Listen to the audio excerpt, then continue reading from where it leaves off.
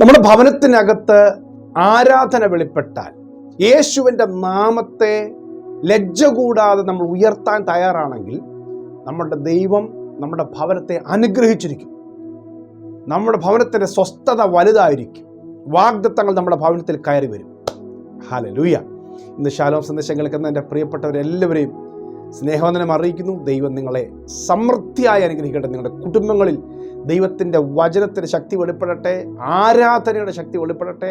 യേശുവിൻ്റെ നാമത്തിൻ്റെ എല്ലാ വിടുതലും നിങ്ങളുടെ ഭവനത്തിൽ ദൈവം തരട്ടെ എന്ന് പ്രാർത്ഥിക്കുകയാണ്. ഇന്ന് പരിശുദ്ധാത്മാവ് എനിക്ക് നൽകിയ നിയോഗം നിങ്ങളുടെ ഭവനത്തിനു വേണ്ടി പ്രാർത്ഥിക്കാനാണ്. അങ്ങനെ പ്രാർത്ഥിക്കുമ്പോൾ ദൈവം എന്നോട് പറയുന്നൊരു ആലോചന, നമ്മുടെ ഭവനത്തിൽ ആരാധന ഉയർന്നാൽ, ഒന്നുകൂടെ പറഞ്ഞാൽ, വ്യക്തമാക്കിയാൽ, യേശുക്രിസ്തുവിൻ്റെ നാമം ലജ്ജ കൂടാതെ നമ്മുടെ വീട്ടിനകത്ത് നമ്മൾ ഉയർത്താൻ തയ്യാറായാൽ വലിയ വിടുതലുണ്ടാകും, വലിയ അനുഗ്രഹം ഉണ്ടാകും. ഈ പഴയ നിയമകാലത്ത് ഭക്തന്മാരൊക്കെ ദൈവസാന്നിധ്യം വരുമ്പോഴും ദൈവസാന്നിധ്യം വരാനായിട്ടൊക്കെ അവർ യാഗങ്ങൾ നടത്തുമായിരുന്നു. ഓരോ സ്ഥലങ്ങളിൽ ആ യാഗം നടത്തുന്നിടത്തെല്ലാം ദൈവം ഇറങ്ങി വരികയും അവർക്ക് വാഗ്ദാനങ്ങൾ കൊടുക്കുകയും ചെയ്യുമായിരുന്നു. വാഗ്ദത്തങ്ങൾ കൊടുക്കും, അനുഗ്രഹങ്ങൾ കൊടുക്കും. ഹല്ലേലൂയ. പുതിയ നിയമകാലത്ത് നമുക്ക് യാഗങ്ങൾ നടത്താനായിട്ടുള്ള സ്ഥലമോ യാഗമോ ഇല്ല. യേശുക്രിസ്തു നമുക്ക് വേണ്ടി യാഗമായി തീർന്നു. ഇപ്പോൾ എന്താ നാം ചെയ്യുന്നത്? സ്തോത്രം എന്ന യാഗം, ദൈവത്തെ ആരാധിക്കുന്നത്, യേശുക്രിസ്തുവിൻ്റെ നാമത്തെ നാം ഉയർത്തുന്നത്. അങ്ങനെ ചെയ്യുമ്പോൾ അത് എവിടെ നടത്തിയ, എവിടെ പ്രാർത്ഥിച്ചാലും വലിയ വിടുതലാവുണ്ടാകും. ഹല്ലേലൂയ. അബ്രഹാം തൻ്റെ വീട് ലജ്ജ കൂടാതെ ദൈവത്തിൻ്റെ സ്ഥലത്ത് പ്രാർത്ഥിക്കാനും ആരാധിക്കാനും തുറന്നൊരു വീടായിരുന്നു. അതുകൊണ്ട് ദൂതന്മാർ വീട്ടിൽ വരികയും വാഗ്ദാനങ്ങൾ കൊടുക്കുകയും ചെയ്തുകൊണ്ടിരുന്നു, പ്രോമിസുകൾ കൊടുത്തു. ലോത്തിന്റെ വീട്ടിൽ പ്രാർത്ഥനയില്ല, അവന് ദൈവത്തെ അന്വേഷിക്കാൻ പറ്റത്തില്ല, പട്ടണവാതിക്കൽ ഇരിക്കുക. ആ വീട്ടിൽ ദൂതന്മാർ ന്യായവിധിക്കായിട്ടാണ് വന്നത്. ബന്ധങ്ങളെല്ലാം അകന്നുപോയി. നമ്മുടെ ഭവനം പ്രാർത്ഥനയുടെ വീടാകട്ടെ, ആരാധന ഉയരുന്ന വീടാകട്ടെ. ആത്മസന്തോഷം വെളിപ്പെടും, ദൈവ സ്വസ്ഥത കൊണ്ട് നിറയ്ക്കും. ദൈവം ഇസ്രായേലിനോട് പറയുന്ന കാര്യമുണ്ട്, ഞാൻ നിന്നോട് പറയുന്ന വചനമൊക്കെ നീ അനുസരിച്ച്, ഒരു ദൂതനെ ഞാൻ നിന്റെ മുമ്പിൽ അയക്കും, നീ വിഘടിക്കാതെ അവന്റെ വാക്കെല്ലാം കേൾക്കാം. ഈ പുറപ്പാട് പുസ്തകം 23-ാമത്തെ അധ്യായത്തിന്റെ 25-ാം വാക്യത്തിൽ എഴുതിയിരിക്കുന്നത്, അങ്ങനെയാണെങ്കിൽ അവൻ നിന്റെ അപ്പത്തെയും വെള്ളത്തെയും അനുഗ്രഹിക്കും, നിന്റെ വരുമാന മാർഗങ്ങളെയും നീ കഴിക്കുന്ന ആഹാരത്തെയും അനുഗ്രഹിക്കും. അടുത്തത്, നിന്റെ സ്വസ്ഥത വലുതാകുമെന്ന് മാത്രമല്ല, രോഗങ്ങളെ ഞാൻ നിന്നിൽ നിന്ന് അകറ്റിക്കളയും. അപ്പം നമ്മൾ ആഹാരം കഴിച്ചിട്ട് വെള്ളം കുടിച്ചിട്ട് അതുകൊണ്ട് രോഗിയായി തീരത്തില്ല, രോഗവും ദൈവം അകറ്റിക്കളയും. അപ്പം നമ്മുടെ സ്വസ്ഥത വലുതായി തീരും. ഹല്ലേലൂയ. പരിശുദ്ധാത്മാവ് പറയാണ്, നമ്മുടെ വീട് അതിനുവേണ്ടി ആരാധനയ്ക്കും ദൈവശബ്ദം കേൾക്കാനായിട്ട് തുറക്കട്ടെ. ആവർത്തന പുസ്തകം 28-ാം തീയതി 4-ാം വാക്യത്തിൽ പറയുന്നത്, നീ പ്രമാണമൊക്കെ അനുസരിച്ച് നിന്റെ വീടിനകത്ത് മുഴുവൻ അനുഗ്രഹമാകും. നിന്റെ കൊട്ടയും മാവ് കുഴയ്ക്കുന്ന തൊട്ടിയും എല്ലാം അനുഗ്രഹിക്കപ്പെടും. നമ്മുടെ വീട്ടിലുള്ള ഓരോ കാര്യങ്ങളും അങ്ങനെയാകുമ്പോൾ നമ്മൾ അനുഗ്രഹിക്കപ്പെടാതിരിക്കുമോ? നമ്മുടെ യേശുക്രിസ്തുവിൻ്റെ നാമത്തെ നമ്മൾ ഉയർത്തുവാൻ, ദൈവപുത്രന്റെ നാമത്തെ ഉയർത്തുവാൻ തയ്യാറാകുന്ന നമ്മുടെ ഭവനം അനുഗ്രഹിക്കപ്പെടും.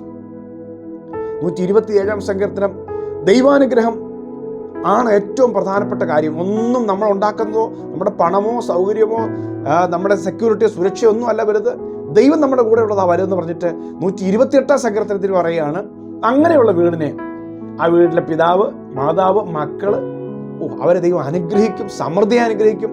വലിയ സമാധാനം ആ കുടുംബത്തിൽ ദൈവം കൊടുക്കും.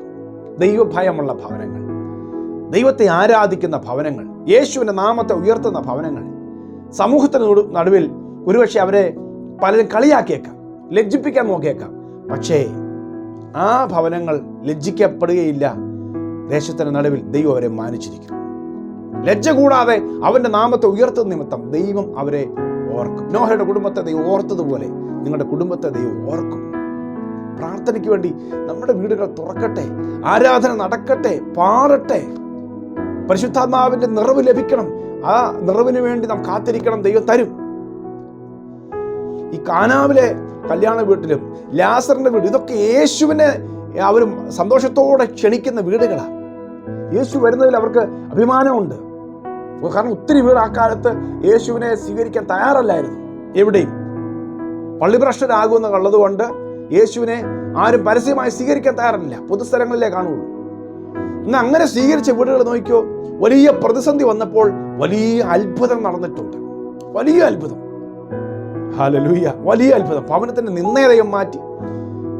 ഇനി മരിച്ച ലാസറിനെ നാറ്റം വെച്ചു പോയ അഴുകിപ്പോയ ശരീരത്തെ ഉയർപ്പിച്ച ദൈവം. അപ്പൊ ഇതെല്ലാം ദൈവ സാന്നിധ്യത്തെ ലജ്ജ കൂടാതെ ഒരു ഭവനത്തിൽ കൊണ്ടു നടക്കുകയോ സ്വീകരിക്കുകയോ ചെയ്താൽ ദൈവം ചെയ്യാൻ പോകുന്ന അത്ഭുതങ്ങളാണ്. ആമേൻ. നിങ്ങളുടെ വീട്ടിലും അത്ഭുതം നടക്കും. നിങ്ങളുടെ വീട്ടിലും ലജ്ജകൾ എന്ന് പറഞ്ഞ നിരാശകൾ ദൈവം മാറ്റും. നിങ്ങളുടെ വീട്ടിലും ദൈവത്തിന്റെ മഹത്വം വെളിപ്പെടും. ഹല്ലേലൂയ. അപ്പോസ്തലനായ പൗലോസും ശീലാസും കാരാഗൃഹത്തിൽ, ഫിലിപ്പിയിലെ കാരാഗൃഹത്തിൽ കിടക്കുമ്പോൾ പാടാനും ആരാധിക്കാനും ലജ്ജിച്ചില്ല. ദൈവത്തെ സ്തുതിച്ചു. ബന്ധനം അഴിഞ്ഞു, കെട്ടുകൾ അഴിഞ്ഞു. നമ്മൾ ഇന്നായിരിക്കുന്ന സ്ഥാനങ്ങളിൽ ദൈവത്തെ ആരാധിക്കാൻ മടിക്കണ്ട. നിങ്ങളുടെ ഭവനത്തിലാണോ, ദൈവത്തെ സ്തുതിക്കാൻ നിങ്ങളുടെ നാവ് തുറക്കുക, ഒരുമിച്ച് ആരാധിക്കുക. ലജ്ജിക്കണ്ട യേശുവിന്റെ നാമത്തെ ഉയർത്താൻ. കർത്താവ് പറയുന്നത്, എന്നെ മാനിക്കുന്നവനെ ഞാൻ മാനിക്കും, എന്നെ നിന്ദിക്കുന്നവർ നിന്ദരായിത്തീരും. നിങ്ങൾ ദൈവത്തെ മാനിക്കുന്നു,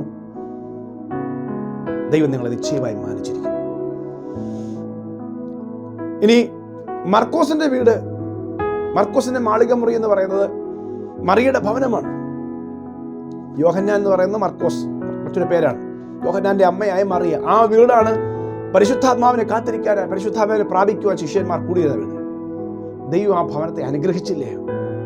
ദൈവദാസന്മാർ വരികയും പ്രാർത്ഥിക്കാനും ഒക്കെ തുറന്നു. വീടിനകത്ത് ആത്മാവിന്റെ സാന്നിധ്യം, അനുഗ്രഹം ഉണ്ടാകും. ഹല്ലേലൂയ. ദൈവം അങ്ങനെയുള്ളവരെ ഒരിക്കലും കൈവിടുകയില്ല. കൊർന്നല്യോസിന്റെ വീട് പ്രാർത്ഥനയ്ക്ക് വേണ്ടി തുറന്ന വീടാണ്. പരിശുദ്ധാത്മാവിന്റെ ശക്തി അവിടേക്ക് വന്നു. ലുദിയയുടെ വീട് പ്രാർത്ഥനയ്ക്ക് വേണ്ടി തുറന്ന വീടാണ്. അവിടെ ഒരു സഭ സ്ഥാപിച്ചു.